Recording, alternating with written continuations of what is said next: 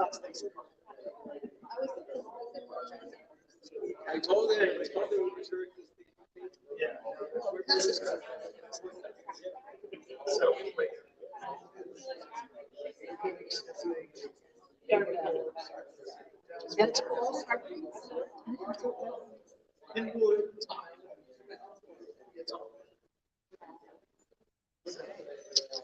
Tommy, is there a letter you sent for mom sent to me? Yeah. I had it. I think it's over there. It's on the table over there. It's on the table.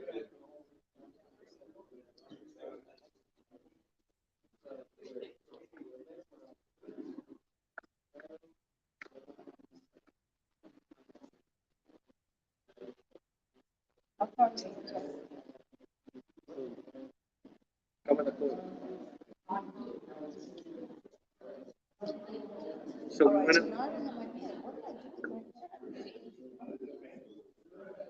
oh my God. What are you saying?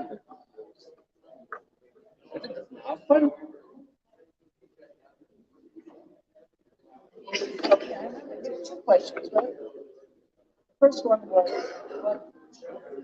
um, how did you get the insurance? And the second is on responsibility. How did you do that? Those are the two questions, right?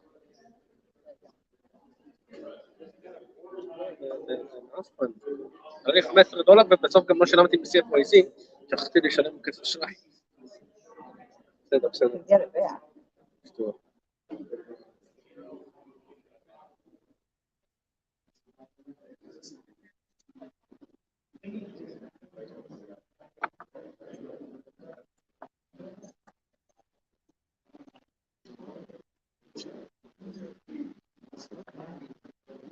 It's not good? No.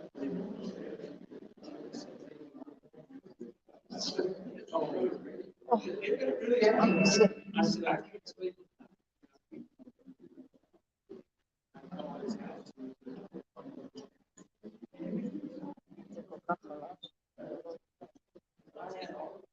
זה מוזר, כי כולם יראו לכל הכיוונים, היה להם פוטנציאל מאוד גדול. כן, אבל היו אנשים ככה פה, היו אנשים שהיו אתמול גם. אבל אנשים...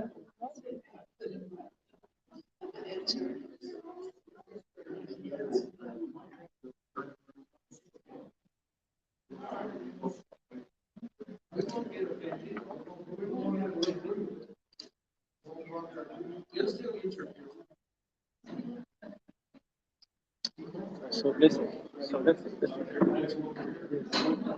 let's go. What? Yeah, he said they have an hour.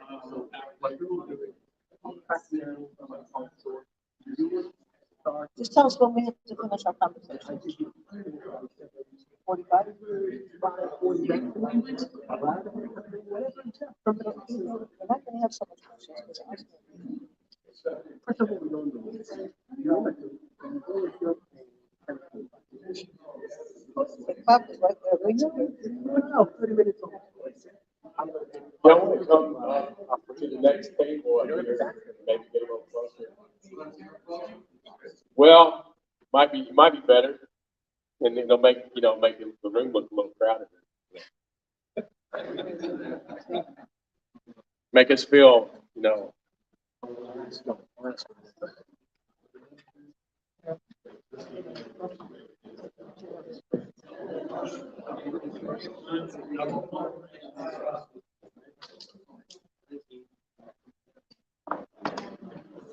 Let's sit there. Yeah.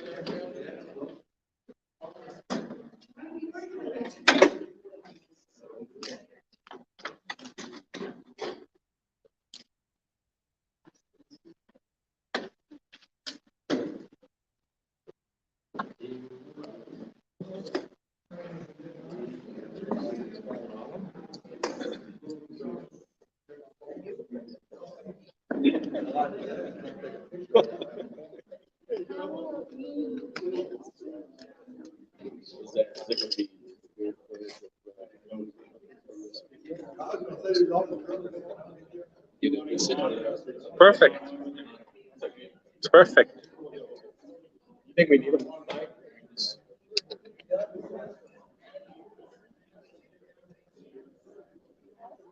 They're good. What about stay there? Center. Just sit. Don't stand up. You said you're gonna sit. Like you say, if I stand up, It will work. You wanna stand up sometimes? you never know when I get.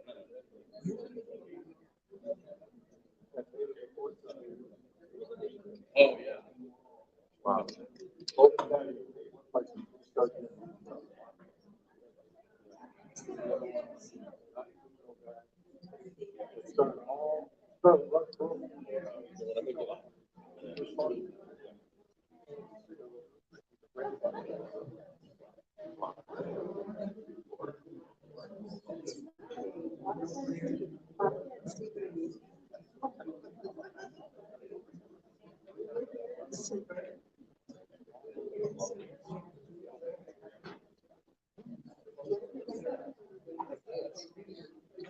Shalom, everyone.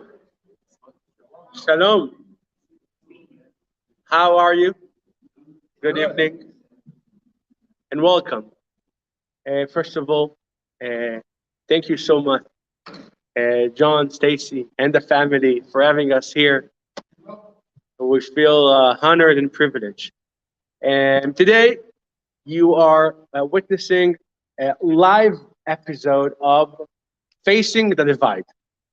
If you've been following CFOIC or Ayovel, you probably remember that every couple of weeks, maybe, we have a live show between Sandra and Tommy and sometimes Kim when we discuss topics that are related to Judea and Samaria, Israel, Judaism, Christianity, and always hearing the two sides of the conversation, two sides of people that have one thing in common.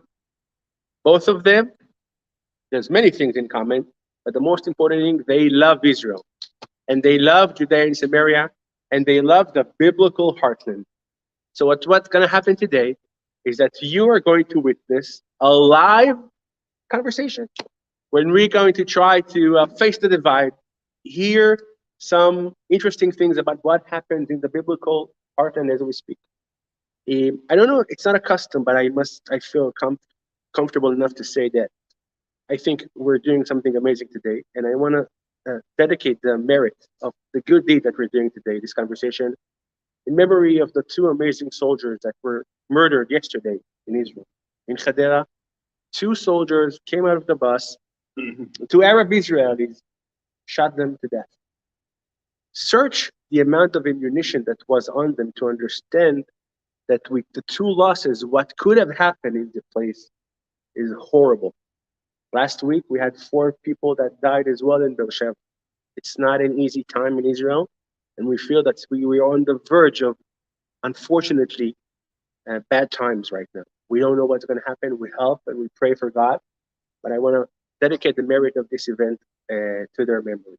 So, my name is Shmuel, and I'm from CFOIC, and I'm going to introduce Tommy and Sandra. They're going to introduce themselves in a split second, and I'm going to do 2 things before. On your tables, there are some brochures from our organization, and I'm going to pass this sign-up sheet between the tables. Please sign up for your name to get information both from CFOIC and Ayovel. And also, if you're interested, down there, after that, there's an Israel tour coming up. You might be interested as well. With that, I leave you the floor. Facing the divide. All right. So thank you again. Thank you, Shmuel, for that opening us up here, and thank you for being here with us. We are doing a little offering a live stream here too, but it's mainly just for the recording of it. So, but I am very thankful to be here. I'm Tommy Waller. I have been working in Israel as a Christian Zionist for the last 18 years when I came there. And in this time of the year, 18 years ago, and it's been a real blessing to me to be able to serve and to be able to work on the mountains of Israel. And I hope tonight that we're able to convey the real serious issues and real serious opportunity that we as Christians, I'm assuming that most of the people here tonight, most people probably listening are Christians, but the opportunity that we have to be able to actually work in an area or actually walk in an area and serve in an area and learn this very dramatic issue that's going on in the world today. And I think hopefully tonight we'll be able to talk about that and you'll have a better understanding once you leave here. I can tell you right now, we're not going to be able to cover everything, but I am Hayubel is a volunteer organization. If you want to look at what we do, you can go to Serve Israel. If you want to come serve Israel, you look at serveisrael.com. You can find a lot of information right there at that website on how you can be a part of what we're doing. And Okay. this is my very dear. I always tell people we were separated at birth. She ended up with a Jewish family. I ended up with a Christian family, but Sandra is a dear sister. I see her as a dear friend, and we've done a lot together and a lot of stories. So I really appreciate it's an honor for me to be here on this stage with her. Well, the honor is mutual, Tommy. My name is Sandra Barris, and I'm, as you can tell from my accent, I'm originally from the United States, but I'm Israeli. I've been living in Israel for close to 40 years. Amazing.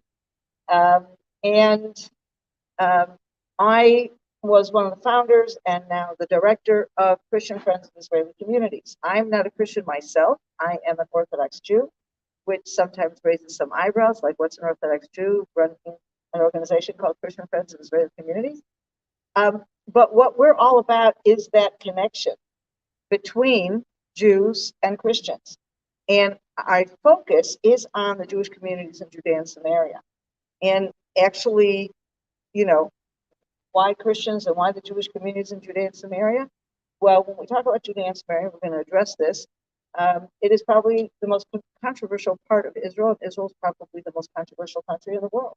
So we're all about controversy. But what we discovered some time ago is that despite all this controversy, while so many people all over the world are either against the communities in Judea and Samaria, or at the very least want to run in the opposite direction, Christian Zionists, Christians who love Israel, embrace the idea of Judea and Samaria. And so I found myself, talking and relating and connecting with Christians because you guys were our friends, and friends are hard to come by when you're in the Israel business and certainly when you're in the Judea and Samaria business. So what we've been doing is enabling Christians from all over the world to learn about the Jewish communities in Judea and Samaria, come and visit the communities in Judea and Samaria, and support vital needs in the communities of Judea and Samaria. And as a byproduct of all that, we've created amazing relationships, and we are one of those groups that are building bridges between the Jewish and the Christian communities. And Tommy and I have been doing this program, Facing the Divide, and we like to think that we're doing our part in bringing the conversation out so that people can, we know each other very well. We've had these conversations in our own living rooms, but sharing the conversation with all of you and now with our live Facebook audience as well, we hope that we're helping to promote that understanding. So that's who we are. And actually, I want to delve right into our topic tonight, which is Judea and Samaria. And, I got to ask you, Tommy, perhaps share with everybody, why Judea and Samaria? Like, how did you get to this whole issue? You're this Christian from Tennessee. What does that have to do with Judea and Samaria? I guess to start off with, to get the shock factor in there, I have 11 children and 38 grandchildren now. We didn't come to Israel with 38 grandchildren. We did come to Israel with 11 children, and so that even begs the same question: how did I end up in Israel? And I tell them once I tasted Israel, once I experienced Israel, especially the mountains of Israel, we were like the Beverly Hillbillies. We just loaded the family up and moved to the hills of Didn't I Samaria. meet you just before you were doing that? Yeah, so we met, I In think, Tennessee, yeah. long time I ago. don't think you were very nice to me. I wasn't. I basically, well, I was extremely suspicious. I said, Yeah, what do you have to do with Judea and Samaria? Why are You you know- coming with his 11 children?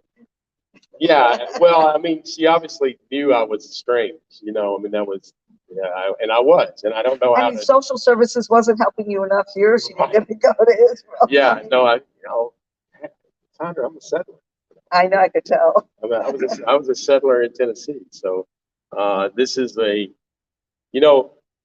um, seriously, when I came to Israel for the first time, God really just directed my path. I didn't have an agenda. I didn't have a purpose except to be there, to see the land. But I had no idea that I would be doing what I'm doing today back then. But what I saw is that, and I think that this is the thing that I am very excited about and very serious about in my uh, faith walk is that the Word of God is true, and I realized that when I said in the church back in the United States, I read the Scripture differently. When I heard an Orthodox Jew read Jeremiah 31, and he said, "One day we're going to plant vines on the mountains of Samaria," that really hit me hard because I was standing in that vineyard. That was a desolate place, a rocky place. Everything around that vineyard was just rocks. And there's a lot of those rocky places there today. And for me, I think what's happened over the years is that intensity has grown for me to share, and pardon the expression, the good news. This is good news, right? I mean, what the prophet spoke about is happening right here in this generation. And I saw it myself, and I'm seeing it every day that I'm in Israel. My family's seeing it, the staff is seeing it, the volunteers that are coming seeing it, and the people that are coming with you are seeing it. And we have to be engaged with sharing this because it's happening as we're living and breathing in the earth right now. And so we became very passionate about that. And seeing, most importantly, that it's not just your job to see this happen. There's a responsibility, I think, in this prophetic place of the non-Jews being a part of this, and I think that's what you see as well. So Yeah, well, if I go back to how I connected with Judea and Samaria, as I said, I grew up in Cleveland, Ohio, but as an Orthodox Jew, the Bible was very central to my life from childhood. I went to a Jewish school and actually learned to read and write Hebrew before I learned how to read and write English, even though English is my native language. And when I was learning to read and write Hebrew, I didn't really understand Hebrew. Hebrew was easy to learn to read and write. It's not so difficult to speak it. But anyway, but all that to say that for me, Israel was very much a part of who I am personally. Christians read the Bible, you have a very deep faith connection to the Bible. But I don't think Christians can say Abraham was my great granddad. Here we are, literally, this is our family. And when God said to Abraham in Genesis 12, I will give this land to your children, guess what, guys? We're that children, So that connection to Israel, the biblical Israel, was there from a very young age. But it was only when I was a teenager that I realized what was going on in modern day Israel. It's not just this country of camels and sand and whatever, but it's a modern country and you can get there by airplane. When I was 18, I came to Israel for a year to study Bible between high school and college, and that was a very important year for the settlement movement. Things were really starting to get hot then. There was a movement that had begun to settle Judea and Samaria, that at that point, there was only a couple of places in Judea that was settled, and that was it. And there was nothing in Samaria. And there was this group of people that were getting organized. Word went out, this was in December of 1975. Word went out at 2 a.m. You have to go to this corner in Jerusalem, and a truck, I don't think it was really a bus, it was more like a truck, is going to drive by, and you hop on, and it's going to try to go out there to the mountains of Samaria and settle. I thought that was the greatest thing in the world, and someone was supposed to wake me up at 2 a.m. I went to sleep with my shoes on and my sleeping bag with my pillow, and I was all ready to go my knapsack, and nobody woke me up. So I missed it. But that's okay, because 2 weeks later, what happened, and what we didn't realize is they succeeded, because there had been a few other attempts, and every time the Army said, "Now go home." And this time there had been such a groundswell of support for settlement that the government said, "Okay, you can go. 30 families can go settle in an Army camp." And 2 weeks later, I went and with my friends to that Army camp and slept in a tent in January, which is cold, colder than Dallas. And it was an amazing experience. And that more than anything, you talk about your experience standing in a vineyard and reading Jeremiah. I had this Jeremiah in my head all along, but then sitting, coming to that hilltop, and there's this guy there, one of the leaders of the movement, and he's saying, "Look around you." And I'm telling you, everyone talks about, oh, the Jews are settling in densely populated Arab areas. Let me tell you, in 1975, there was not many Arabs hanging around there. Empty hills everywhere you go. And this guy is saying, "We have just opened the gate to hundreds of thousands of Jews who are going to come in and settle in Judea and Samaria." And I thought he was really a bit unrealistic. I mean, come on. There were 30 people in Samaria, 30. And he's saying we're going to be hundreds of thousands. But you know what? That's Right. what happened. That's what happened. There are 500,000 Jews now living in Judea and Samaria. But he infected me, I have to say. And I just said, this is where I need to be. And we made Aliyah. I went back to the States, met my husband. We were both very Zionists, and we moved to Israel. And we settled in Karnei Shomron, which is a 10-minute drive down the road from that original place that we had seen. Wow. I think that's honestly, and I would say this if nobody was in here, that's why you're my hero. Because I love the stories of how people, the frontier. And today she will not sleep in a tent, and she will not. She actually steals people from Hayabel, telling them they can I sleep don't in a steal hotel. them. I'll just say very simply, if you want to sleep in a tent, go to Hayabel. If you want to sleep in a 4-star hotel, come with me. What do you choose? Come on. You want to experience the Sonderbar's 18-year-old adventure, you come with Hayabel, right? Right. So, and everybody in here, Sandra, wants to experience that experience. You just think? told it. You got them excited about it, thank you. But this is so, and for me, that's what year was that? 75. 75. How many of you even knew that this was going on in 1975? Anybody? Where were the preachers? Where were the teachers? Why wasn't it in our Sunday school material? What was the deal? Well, I'll go even further than that, Tommy.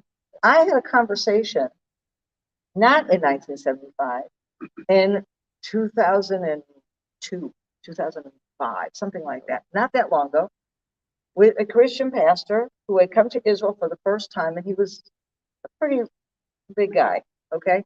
And he came to Israel for the first time, and I was kind of telling him about Judea and Samaria, and he said to me, all of a sudden he turns to me and he says, "Why did you give Bethlehem to the Palestinians?" So I looked at him and I said, I have to tell you something. When Israel was signing these Oslo agreements and was giving Bethlehem to the Palestinians, I was in the streets protesting. I was at every protest with my kids. We were taking the kids with the baby strollers and the baby carriers. We were in Tel Aviv and we were in Jerusalem, and we were protesting all the time. And we didn't succeed. I said, "But where were you?" And you know what he said? He said, "I knew nothing about this." Now, this is a leading pastor. We're not talking about some guy, who, sits in the back pew and really doesn't know very much. This was a leading pastor. He says, "I didn't know anything about it." I said, "How could you not know about it?" But I believe him. He wasn't a bad man. It was so off his radar that he just wasn't paying attention. Right. And it wasn't on our radar. It wasn't talked about. And if it's not talked about, if our pastor, listen, why is this place not completely full? Why are we not going to have, thousands and thousands of people listening to this? At least now, next year when we come back, we'll have, there'll be, we won't be able to get, the hold this whole thing. But and I'm speaking positively.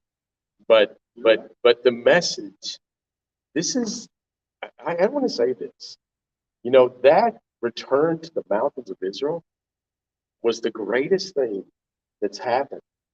And I want to even say that, what Christians would say in 2,000 years, and I think that we can really say that the things that we as Christians believe is, as even Jesus would say, you are foolish. What did he say to the two men on the road to Emmaus? You are foolish not to believe all that the prophets have said. And so if we're living right now in a moment when the prophets spoke that this would happen, what is our response to that? Why don't we have enthusiasm? Why don't we have that? We should be, there should be more dancing in churches right now, more excitement in churches right now, because this is happening. Because Sandra and 30 people were ready to go in the Alon Moray movement. Why was it called the Alon Moray movement? Because Alon Moray was where Abraham came when he left his father's house. The Oak of Moreh in Hebrew. So this is, to me, this is a critical time. We either choose to walk in God's plan. And I'm sorry if it's, without Sandra, without the Jewish people, and I'm saying Sandra, I mean all the Jewish people that have returned to the land of Israel. Without them, we would be studying Israel in a mythology class in some university study. It would be along with all the Roman and Greek mythology. It would be right there. But who's going to get excited about that? Who's going to get excited? Who's going to raise up? If I'm telling you the most important story that's happening in the world today, and I know that Hughes is going to direct our paths to all different places, but the wars that are happening, all of the issues that are happening, the pandemic and all of these things are secondary to what's happening in this place right here. Why? Because God spoke it. I said this yesterday at a meeting. I said, if I were to get up here and start talking about my belief in evolution, some of you would walk out, maybe all of you would walk out. Why would you get upset about that? Because God spoke. God spoke the world into existence, right? I would say Texas, Tennessee, we us conservative people, for the most part, I would say that would be for all of you. You believe in creation because God spoke it.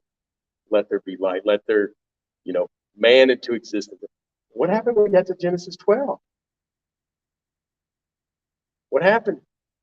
And by the way, you and many Jews asked me the same question. They put me on the spot. So Tommy, what's this deal? You believe in this creation thing. You're so strong on creation. You have a memorial in Kentucky. We go visit it. We go do all these other things. We can't wait to get there, but we're apathetic. Guys, we're apathetic. It is indifferent. We are indifferent to the move of God that's happening in our lifetime. Listen, the sun and the moon and stars were created a long time ago, and they're going to exist. And as long as they exist, Jeremiah says, this covenant is going to exist. It's not going away. When is the church going to wake up? That's our message, right? Well, I have to say, like, as a Jew, seeing, we studied the Bible for centuries, and I want to kind of put this in a context, because what you were saying about the survival of the Jewish people and what would happen if the Jewish people disappeared, and it would be just another ancient people that you read about, in mythology. So why did that happen? How did we continue to survive? And there's no question it's a God thing. But I think let's understand the mechanism, what God has put into place that enables our survival. And I think that also helps us understand the fulfillment of prophecy that we're seeing today. So God takes a nation, first of all, promises to Abraham at the Oak of Moreh, I'm going to give this land to your children. Tells Abraham that there's going to be a period of slavery there in the middle, and they actually go to Egypt.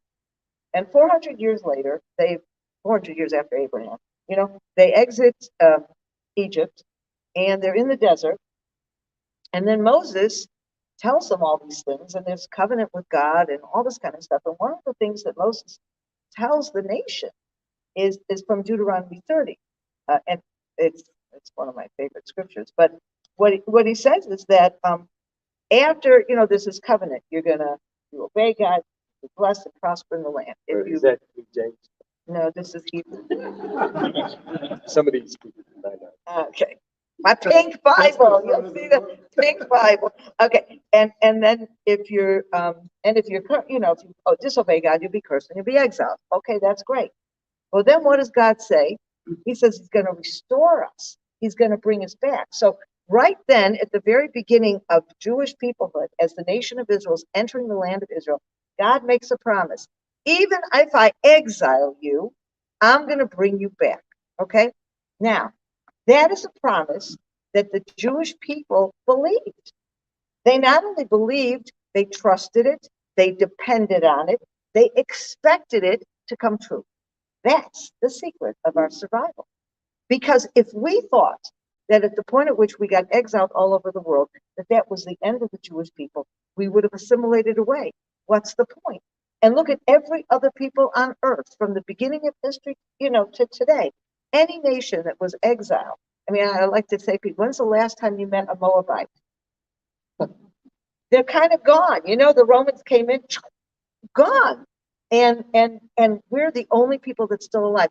And so, yes, it's God's miracle, and God protected us and kept us alive and all that. But it wasn't just that he rescued us from terrible persecution, but he rescued us from assimilation because we knew that we had a future.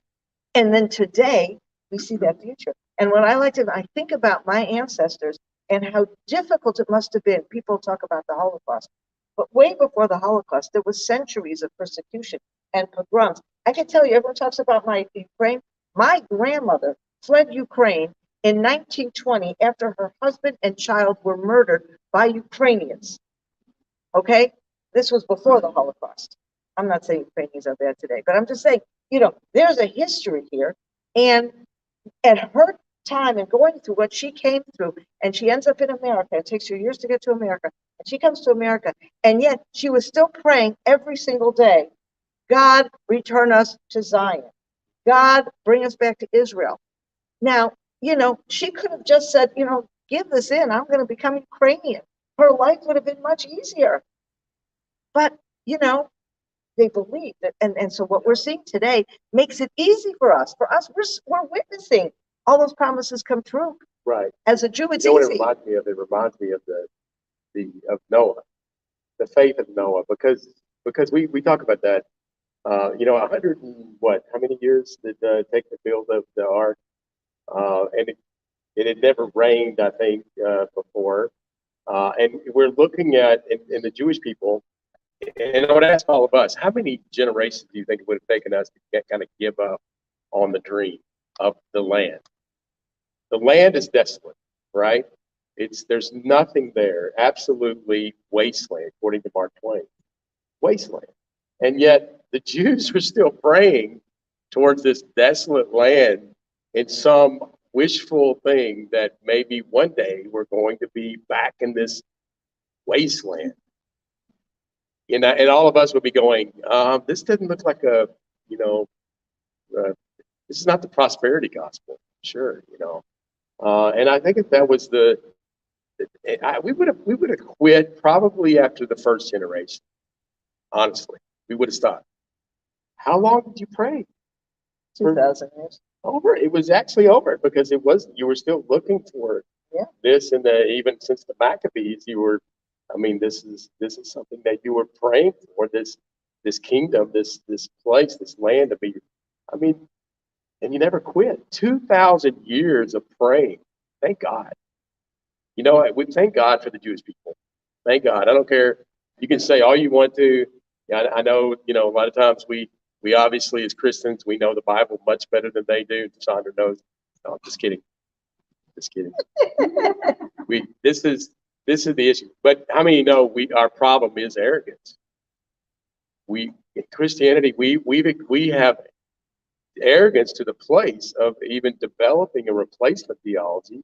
We couldn't come even close to that kind of faith, to believe that Israel. Thank God that you didn't give up. Thank God that you were 18 years old. How many 18-year-olds? I'm going to Israel and I'm going to go to I'm going to go to those mountains and we're going to resettle it. 1967. This is 1975. 1967. Some of you guys remember 1967.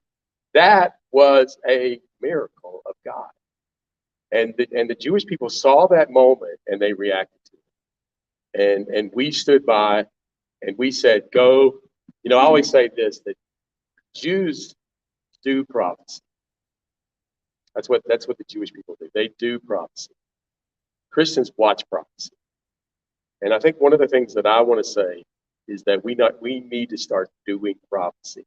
Not as Jews, but we have a role to play. And I think that's what Sandra and I are trying to do. Judea and Samaria is a huge battle. And there's literally two organizations, and I don't want to offend anybody, but there's two organizations that are dedicated full time to this work. Two. The enemy, we're sitting here on stage today. And I'm telling you, we're not, it's not like people are beating their door down to hear what's going on. But I'm telling you, it is the greatest thing that's happening in the earth today. This word is being fulfilled right now. And I think that this is where Christianity begins to walk in its place. And when we start walking in that place, then we've all heard this before, that the fullness of the Gentiles will come in. What does that mean, the fullness of the Gentiles? And maybe the word all of Israel will be saved means something else than we actually were taught. Maybe it's all about restoration of Israel. Maybe it's all about the nation of Israel actually coming about because the Jews are coming home. And that is exciting to me. And that's our role to encourage, to comfort Israel in their return.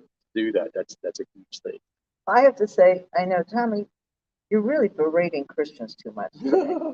I will bring another perspective, because, actually I have used the word, this word, Christian Zionist or Christian Zionism. It's a very popular term among Christians who love Israel. And it's not a term that most Jews have ever heard of, certainly not in Israel. And every so often I use that term among my Jewish friends, and they'll say, what? How can a Christian be a Zionist? And I said, well, it's not a Zionist in the sense, because a Jewish Zionist is supposed to be, not necessarily, it's supposed to be someone who says, not only I believe in a Jewish state, but I am going to go and make Aliyah and live in Israel. But Jewish Zionists in America are not necessarily planning to live in Israel. They're there to support the state of Israel. And I say, these are Christian Zionists who are living wherever they're living all over the world, and they're supporting the state of Israel. And the most obvious question that a Jew will say is, why? Why? What's in it for them, And of course, I kind of try to explain that they, like us, are religious people, and you do things because God wants you to do, and you're not necessarily looking for material benefit or something like that. But the sense of disconnect that, and now of course it's better because we've been doing this work for quite some time, but the fact that Jews look at themselves, we look at ourselves, and we see ourselves as Zionists, we have a responsibility. When we see God restoring the nation, when we see that the state of Israel was established, and then the amazing miracle of 67, in my opinion, and not just me, but there are a lot of people who feel the same way, as a Jew, that gives us a responsibility. And we have a responsibility to go to Israel, and like Tommy said, do prophecy. Okay? God said to us in Ezekiel 36, He said the ruined cities, he's talking about the mountains of Israel, which is Judea and Samaria. And he says the ruined cities will be rebuilt. Now, how do you think ruined cities get rebuilt? Do you think God is going to do a beam me up, Scotty, and just kind of pick up a house from Tel Aviv and float it over? It reminds me of, remember the Wizard of Oz? When the house flies, and it lands on the Wicked Witch or the something. Anyway, so, picture that. That's not what happens. And yet God prophesied that something was going to happen. How is it going to happen?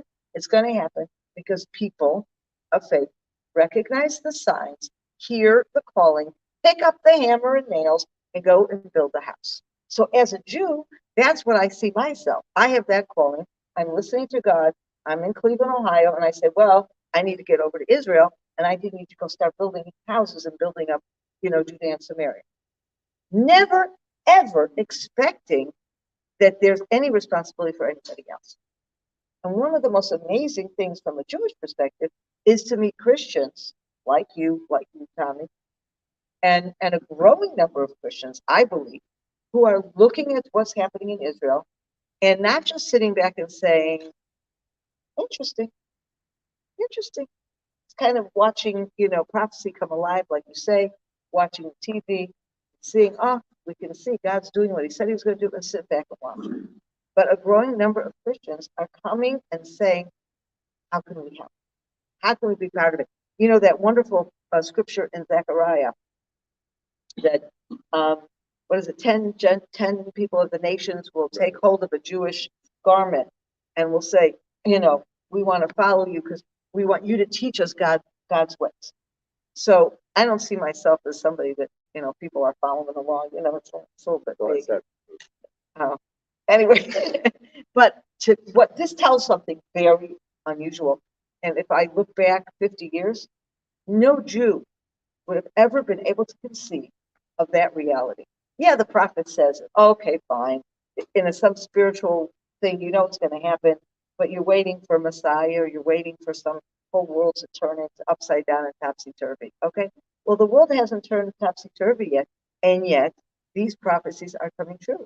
And what I'm witnessing is people like you, okay, we don't have hundreds or thousands of this one, but every one of you took out time from your schedules to come and hear us talk because you want to know how you can get involved. You want to say, I want to understand this. I want to connect to it. I want to do something. I want to take responsibility. And I think that's amazing. I think it is. I think, you were talking about that you came to the edge of the mountain there. Yeah. And it was 30 people. We have about 30 people here. Oh, okay. I haven't guessed, but I'm just thinking there's somewhere around 30 people. I'm thinking this is the beginning of something extraordinary. I mean, what God can do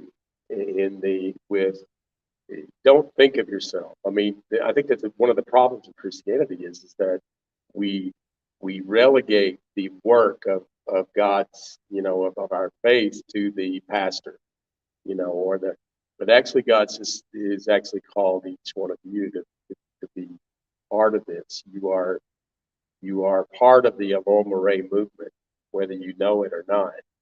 You're also being invited to be part of this because the nations have to begin to get this. Listen, 125 resolutions the UN have passed against Israel since 1925. And I've been saying this a lot. I mean, 1915.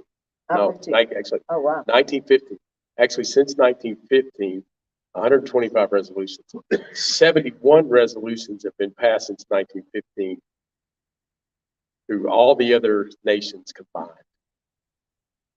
125, and we could all list off a few nations that should have a lot more than Israel, right?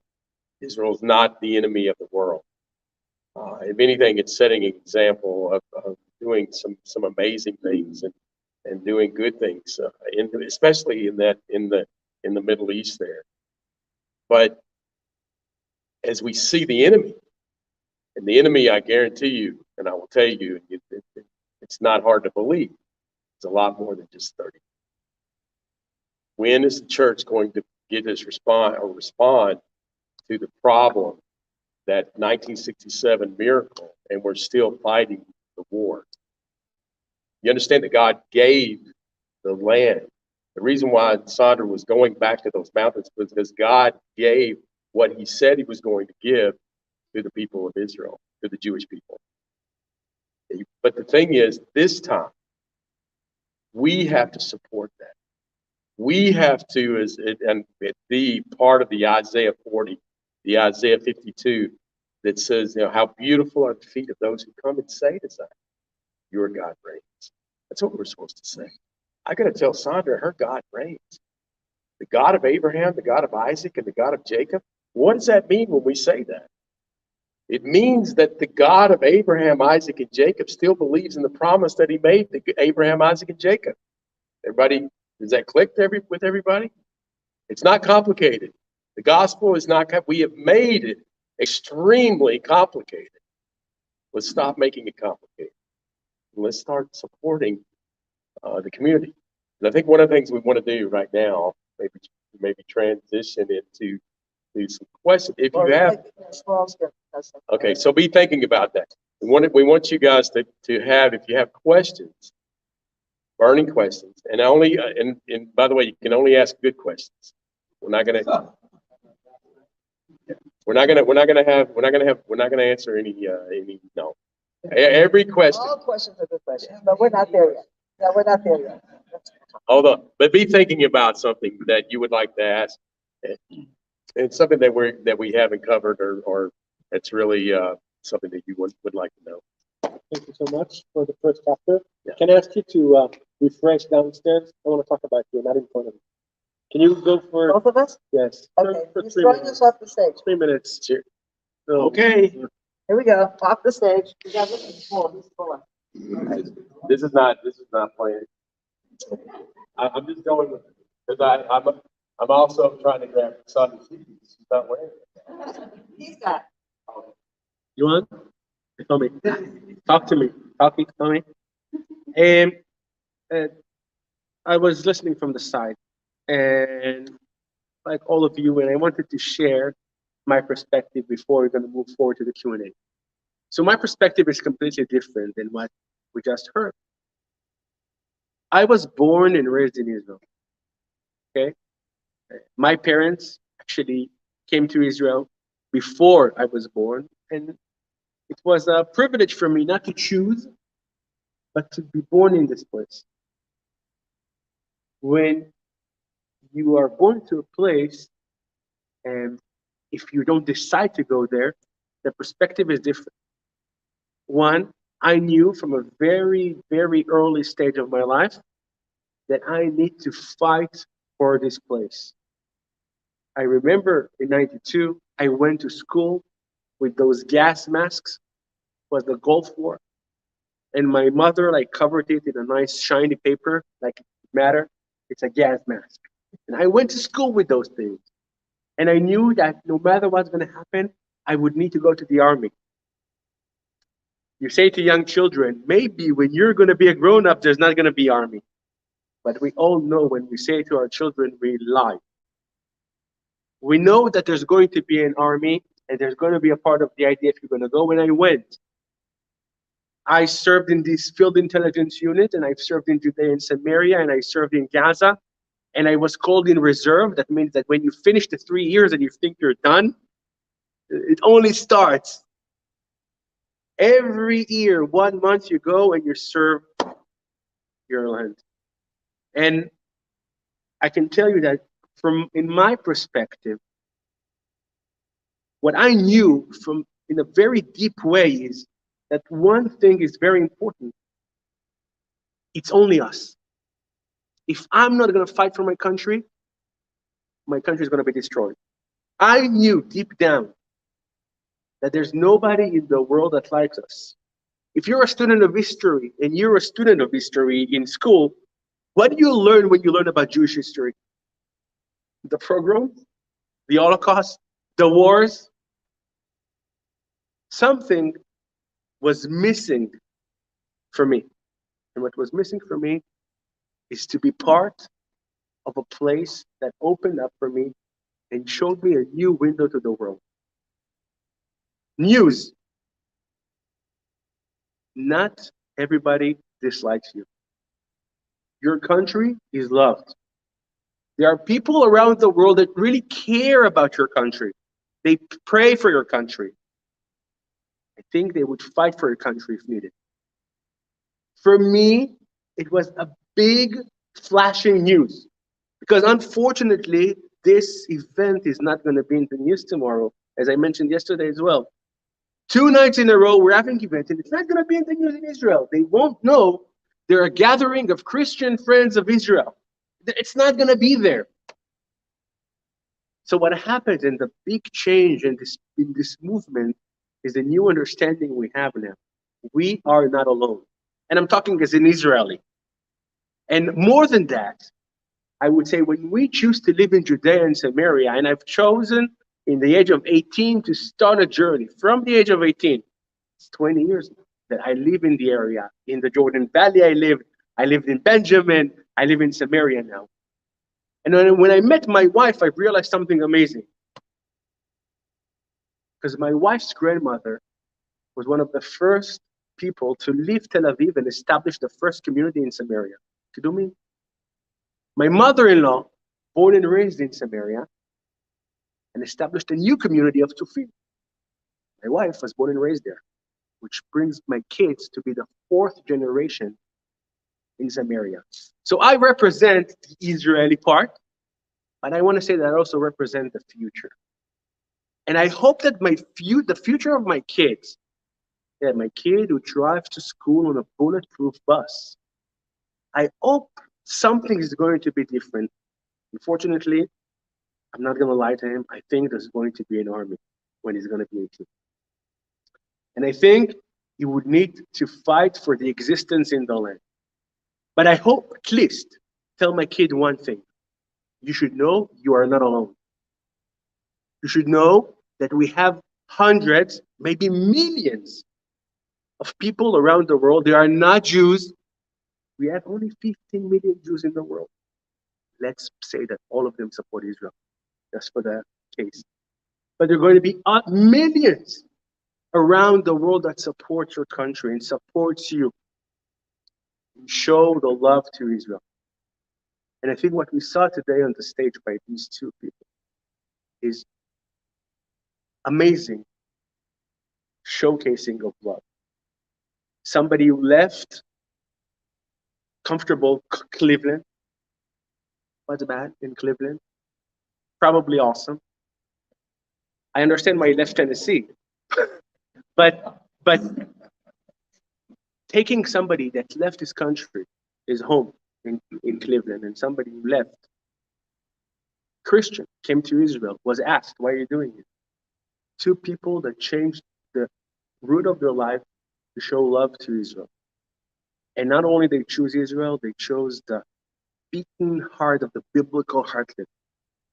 The place where it's not so comfortable to live. The place when you have security issues, when you're far from the cities, when life is a struggle.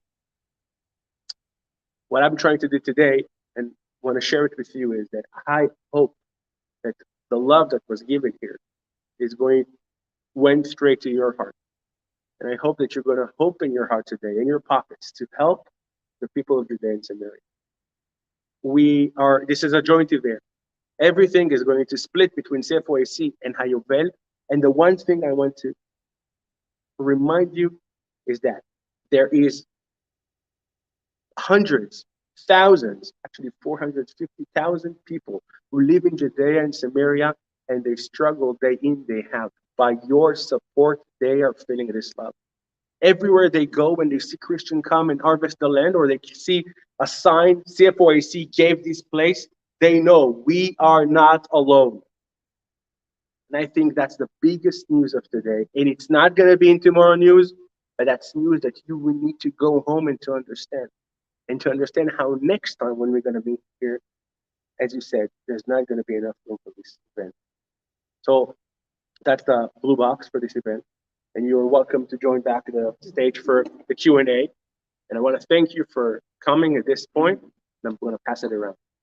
Questions?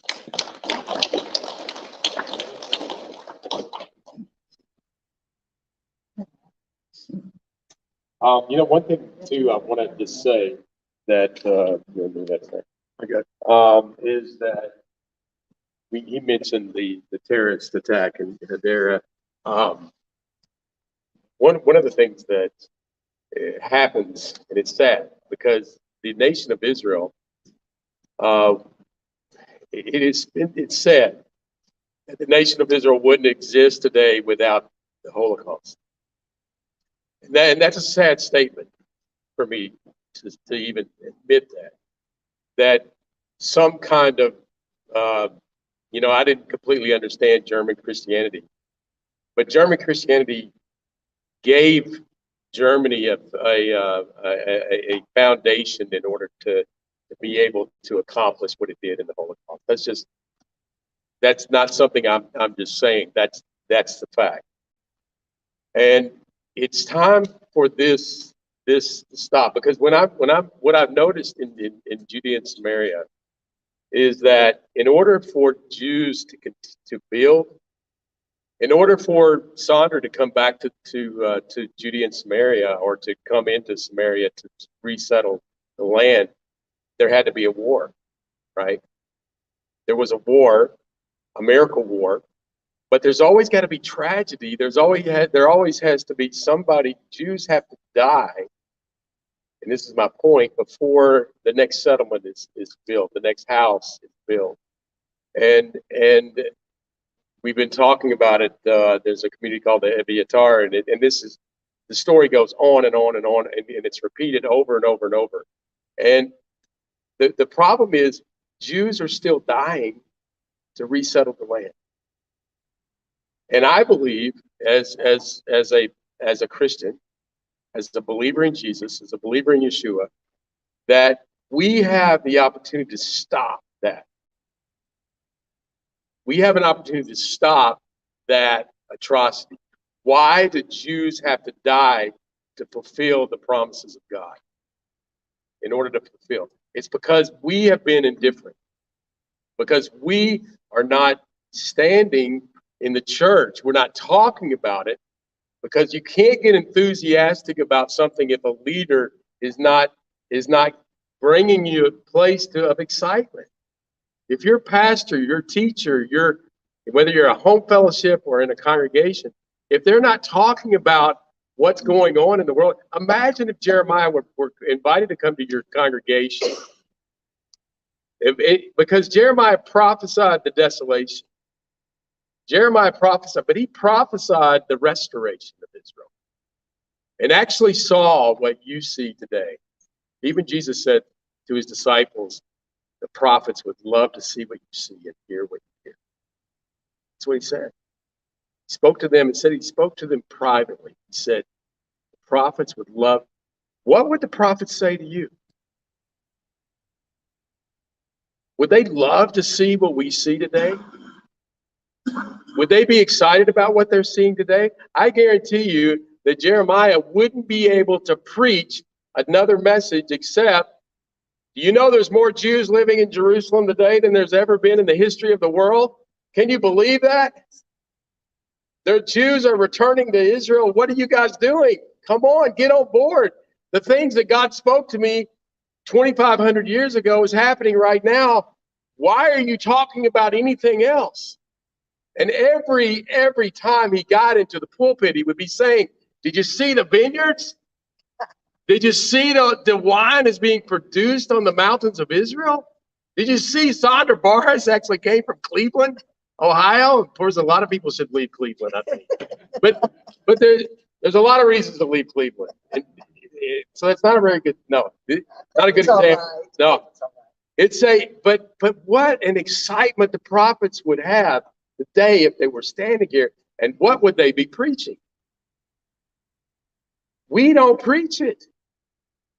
Christianity has this amazing thing happening in the earth, and yet we're not talking about it. And that's why we don't have the excitement. I want to give them an opportunity to talk. I'm on my, So I had to preach a little bit. Let's hear from you. What can we answer your questions, or do you have any comments, or? CFOIC. Yeah, and we're going to split it. And there is on the table, there are brochures, and in the brochures should be envelopes and cards. So you should be able to, there's an envelope, put your check in. If you would rather donate by credit card, the card there has the ability to fill out your credit card information and put that in the thing.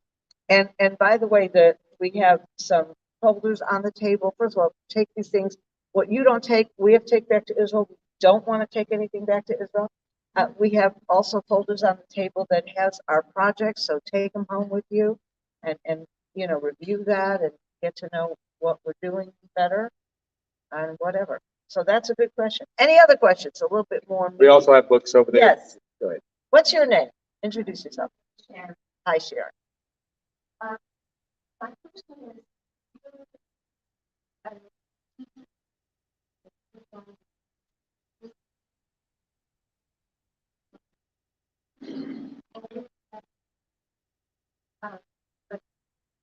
what would you say? Are you asking me or asking Tom? Okay. What would, especially you? Okay. So first of all, I want to repeat the question because our live audience may not have heard that. If we were teachers, how would we teach our students about Israel? So really it depends who I'm teaching. If I were teaching Jewish children, I would be telling them, I would be pulling out the Bible and reading them the Bible and telling them about Jewish history and telling them the history that begins with Abraham and culminates in where we are today. And I would tell them, this is your story. This is not some history story that happened to some foreign people over there. You know, when you learn history and learn about the French Revolution and you learn about, I don't know, the ancient Greeks and Romans, that's somebody else's story. But if I'm talking to a Jewish child, I'm saying, this is your story. And look at the journey that God has brought us onto. And you have the opportunity to take your part in Jewish history. And all you need to do is get on the plane and go. And I remember I had that experience. I was once asked to speak to a Hebrew school class. Like, if these are kids that it's in a community, they have very little Jewish education. They go to the synagogue in the afternoon, like at 3 or 4 o'clock in the afternoon, after they finish school. And it's all these Jewish kids, and they were like ranging in age from 10 to 15. And they knew so little about Judaism, it was pathetic. And I just started telling them this stuff. And they were interested. And I said, oh my gosh, our Jewish children need to hear this. So yeah, that's what I would do. But what would you do? Well, I think just, are you talking about in a school setting or in a Maybe in a church setting? a church school. In a public school setting? Oh, you had the freedom to be able to, yeah. You're in a very difficult place. I think now the Bible used to be, something that was regarded as very something very sacred, for us. And I see the story of Israel throughout the whole Bible, including the New Testament. The hope of Israel is threaded throughout the entire New Testament. And I think that we, as followers of Jesus, who basically had a zeal for the house, the temple.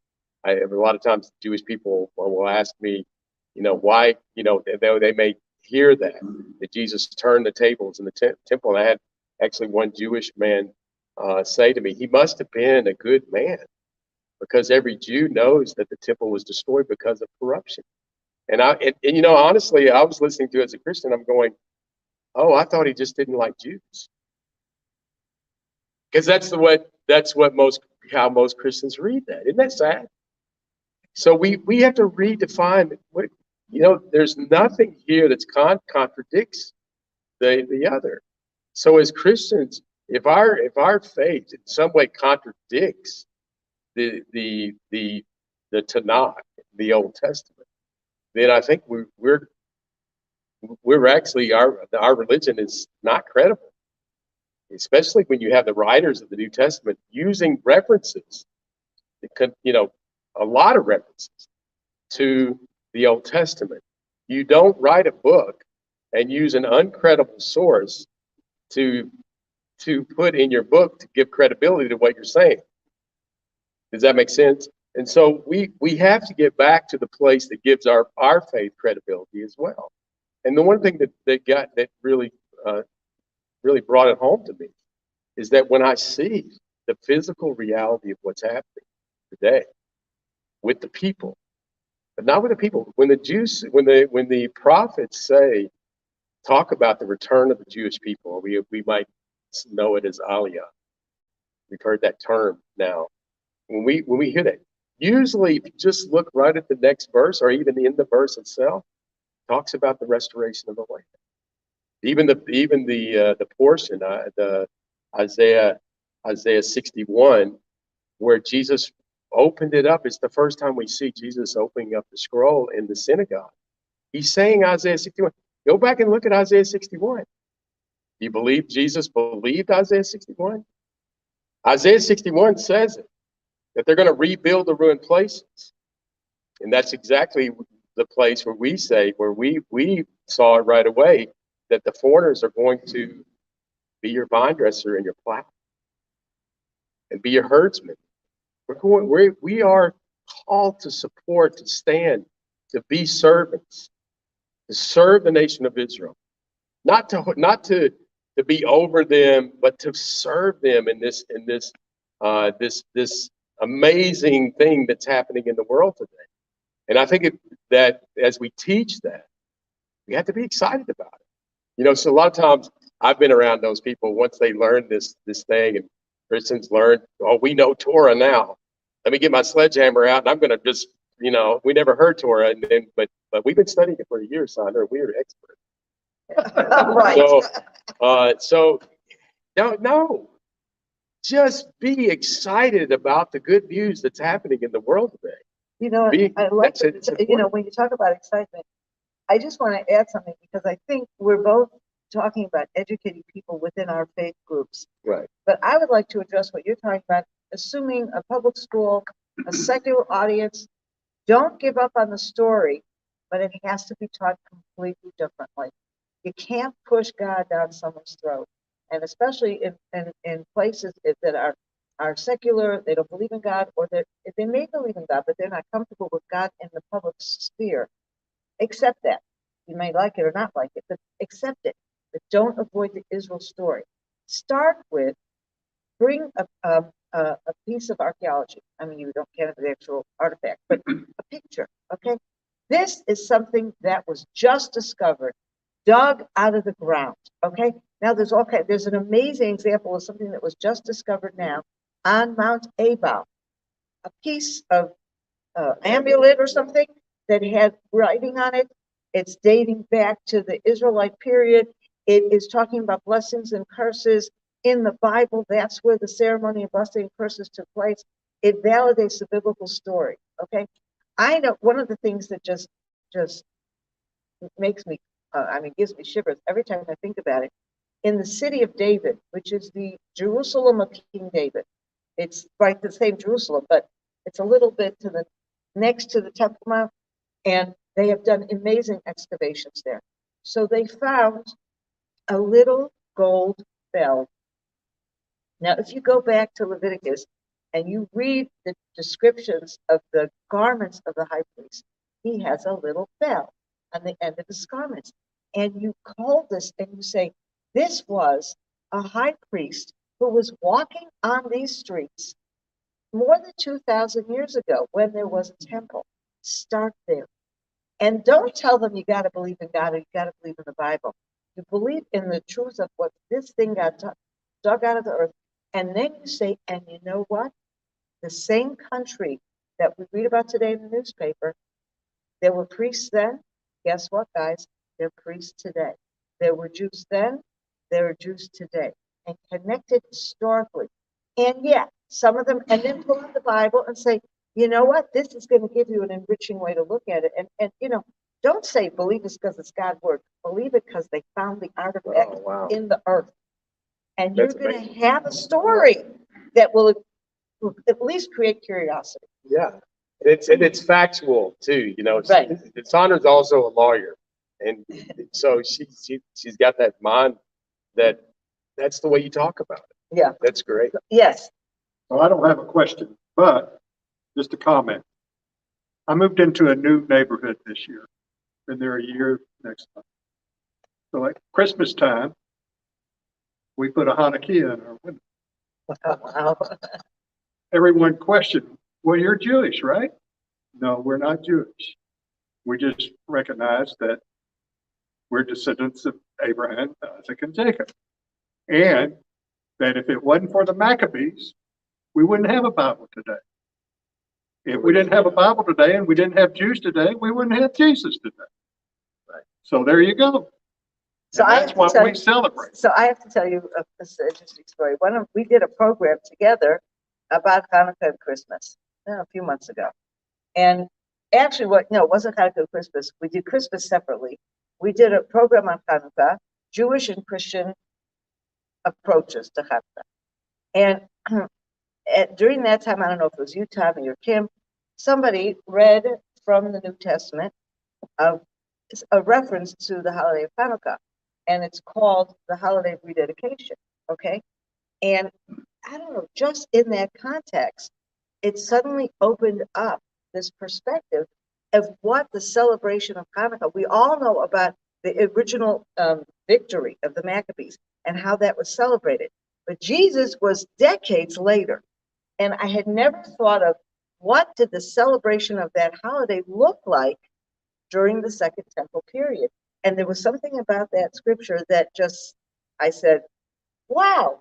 And then it led me into a whole different way of thinking. And I went back to the book of the Maccabees and read the sources there and just and did research. I did research in the Talmud and to see sources there and put together something and gave a class in my synagogue about what Hanukkah would have looked like in Second Temple times. Beautiful. But it was a result of our conversation. So there's so much enriching that we can get from each other in this kind of Yeah, sharing. and I think that's great, great deal. And it is something that we need to teaching your children about Hanukkah, the story of Hanukkah. That's one of the greatest stories ever. It is an amazing story. I don't think. Yes. Go ahead. My question is for Sandra. You said that you want people to ask, what can we do? So that's my question to you. What can we do? How can we help? Okay, well, now that you asked. Okay, so there's a number of things, really. First of all, I mean, the easiest thing is to donate. And no matter what you can donate, whether a lot of money or a little bit of money, everything helps. And we get donors from all over the world, and we're putting that money together. And so even if someone gives a small amount together, it's a big amount. And I have our project books there. You can take it home. And if you'd like to earmark your donations for a particular project, you don't have to finish the project. You can say, this moves me and I want to give to that. And that's great. So donations, that's easy and something everybody can do to some degree. The next thing, though, is no less important, and that's helping us get our message out. And that means think about who in your sphere of influence can help us reach. And this is both of us. We are both traveling. We are both speaking. We each have Shmuel in our organization also does traveling, and Tommy has some sons who are doing this, and just a few. And think about where you can put us, what audience you could put us in front of. Your church, your family, your neighbors. You can host a home meeting, 20 people in a home. You go to your church, your pastor, and you ask your pastor, can you host at the Sunday morning service, at the Wednesday evening service, a special meeting, whatever. That's very important for us. If you do social media, post our stuff. You know, has everybody put their names? I think the sign-up sheet is over there. So if you haven't, please put your information down. You'll get emails from us. You'll get emails from both of us. YouTube videos, Facebook posts. Send that out to the people in your sphere. Repost the stuff on Facebook, whatever. This is very, very important for us, to do that kind of thing. And finally, come to Israel. Right. I mean, for 2 years, we couldn't say that, Now, finally, things have opened up. It's much easier to come. We have a tour, and we have the brochures there. You're also running a tour soon, I believe. We have our first project in May 2nd. It's a tour? It's a volunteer. Okay, so that's a volunteer opportunity. and we're doing your normal tours. But what's different from our tours, from any other tour, is that there's a lot of time to Judea and Samaria. It's a tour, though. We're not putting you to work. You want to go to work, you go to them. You want a 4-star hotel, you come to us.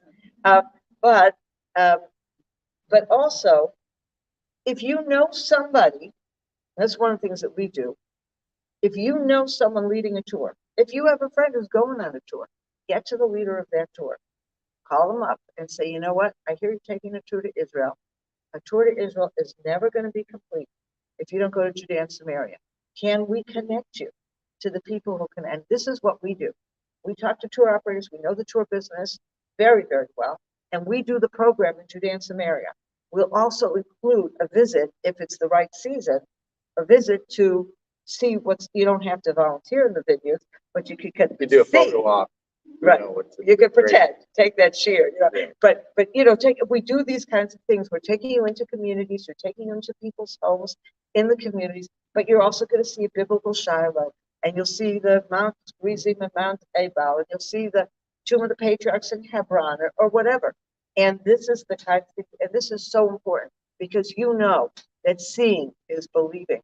And there's nothing like being in Israel, seeing those vineyards like what happened to you, going into these biblical sites and realizing these biblical sites are not just ancient history, but right next to the biblical site is a new Jewish community where people are living and kids are growing up. So all those things, I think donating, one of helping us educate, and come to Israel. One of the things that we're doing is what we're calling a Greening Israel project, and that's going to be there's going to be a documentary put out. I believe it's coming out April the 10th.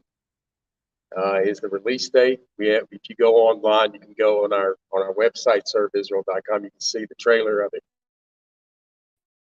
right now. It's exciting because we need to see the land. Not only is the Jews coming back, but the land is responding as the Jews come back. But it's responding because God's working and He's touching our hearts, touching the Jewish hearts to actually restore the land. Nobody, no other culture, no other people group has ever been able to see that land flourish, and it's happening right now. We're seeing those vineyards growing out of literally rocks. And so we need all hands on deck, every congregation. And this is one of the things I think that Hayubel's trying to push right now. Every congregation, we know that everybody can't come to Israel. Not everybody's going, even though we would like to see everybody in Israel, not everybody can come to Israel. But your congregation could collectively can send 2, or depending on its size, 50. I don't know. Whatever size, whatever you can do, make a commitment to send somebody. If it's not you, send somebody to do the work, because it warrants that effort. It warrants that because it is a significant event that's happening in the world today. So we've got to get engaged as a community. What happens is that, just like Deborah back here, you talk to Deborah. We'll have time for her to say anything, but talk to Deborah, because she has been with us, and the Stacys, they've been the Hayubel, and so these are things that we go back to your congregation. They get up in front of the congregation, and guess what? People start getting excited about what Jeremiah would be excited about. So that's the thing to what we need to do, how we need to go about it to get the world, generate some excitement within our own congregations, or your home fellowship. Who do we need to send? Give support. I know congregations, even home fellowship, that are sending 3 or 4 people to Israel just by taking up a collection every week to make that happen. And then obviously to go to Sandra's, go make sure that you're going on tours that are connecting to the heartland of Israel. It's important. There's a question over here. You have. Well, the risk of touching the third rail, is Israel still requiring vaccinations? Is there anybody? No. So they just, as of March 1st, you no longer have to be vaccinated. You have to take a COVID test right before you get on the plane, and you'll only be able to get on the plane if it's negative. Then when you arrive in Israel at the airport, before you leave the airport, you'll take another COVID test, and you then go straight to your hotel, and you wait there until you get the results of the COVID test, which is usually in 5-6 hours. And if by the end of 24 hours you haven't gotten your result, you're still free. So you basically are self-quarantine for no more than 24 hours, and it's usually 5 or 6 hours. From that point on, you do whatever you want. Actually, I think, that was on the PCR test, but now they're just requiring I think in the airport, you still have to do the PCR. oh, really? Yeah, in Israel. They're all. They're both they're all up. I have to tell you though, in Israel, they don't go look for gold in China. They don't spot your brain. Here they do. I couldn't believe it. I went, because it used to be, now as a citizen, I don't have to, as a new rule, I don't have to take a test here. I want to take a test there. But until now, I had a few trips in the last few months, and I went to get tested here, and they're ticking it up your brain. Right. And I say to in Israel, we don't do that way. And they looked at me like I was from Mars. So, here you can deal with yours, but in Israel, the test is much easier. No, but thank God things have opened up, and you may have to wear a mask if you go into a large indoor kind of place, but that's most, outdoors, no mask, restaurants, no mask, it's pretty comfortable. You can really Not in do Judea and everything. Samaria. Yes, yes, I promise you. no, it's fine. Jewish and Christian perspective. Oh, amazing. Obviously amazing. I actually took a trip. I took some friends of mine from high school. We're visiting Israel just a couple of weeks ago. Took them to the Temple Mount first, and then we walked up to the Temple Mount. And the guy I was with, never been to Israel before, and really didn't have any clue about the temple. And with Hayubel, we actually get put with the Jewish people for some reason. I don't know. But we always get put. Yeah. Yeah, I know it. We went to the Temple Institute. What I'm saying is we went to the Temple Institute and we went through the presentation that they have. But after we left there, we actually went to the city of David. So we kind of made the track, understood what the temple was, which is very important. If you go to Israel, go to the Temple Institute, I think, or go to Jerusalem. But then you go to the city of David, and then I took him up to the Temple Mount, and one of the guys, he was like, "Can I take my shoes off?" And I'm like, the Jews were with us right there. They said, I said, "Is it okay if he takes his shoes?" And they said, "Of course, it's holy." Yeah. And he walked that whole, it was like probably 40 degrees, and he was walking around. So it's the Temple Institute is a very significant. Yeah. Well, I haven't been to their recent display. Yeah, it's amazing. It's been many years, but I have their books and the paintings and the explanations, and we have found it very, very helpful because you get a sense of what the temple was like, what they did there. I mean, you have the scripture. Scripture is kind of, bare bones. And what they've done is they've done research, and they've looked at all the different sources. They've created paintings where you see it, and I'm sure that comes to play. They're doing wonderful work. And we believe that the temple will be rebuilt. I'm not quite sure what they're going to do in that temple once it's rebuilt. But to me, there's no question it will be a temple and will be a house of God. We Christians also believe that. We just don't know we do it.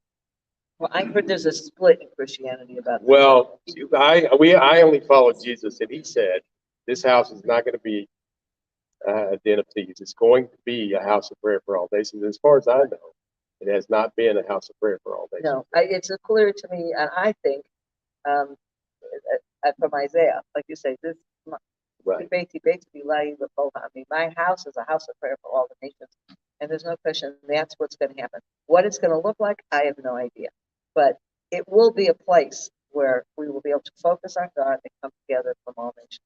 Yeah. Thank you Yeah. so much. We are staying here, but we need to clear this room. And we want to thank again, John, Stacy, and everything you gave us here. Tommy and Sandra, thank you so much. Thank You you see, as well. This conversation can continue. Before you leave, make sure to do two things. One, take material, and second, sign up for our sign-up sheet. And there's still cookies down there too, so. Thank you so much and have a good evening. Please feel free to take some photos if you want to. And if you all are on my mother's email list, we just a few minutes ago booked Ozzy Lipton at my personal house, Randy's house that I live in, on April 7th. And so my mother will be Oh, sending an nice. email about Ozzy. He's one of the greatest, you know what Ozzy is? He's one of the greatest historians I've ever met. Jewish, Christian, and Islamic. He's fascinating to listen to. That's April 7th. It's not this Thursday, next Thursday. Please take some cookies. Please. Thank you all for coming. Thank you, John. Yes, thank you, Tom.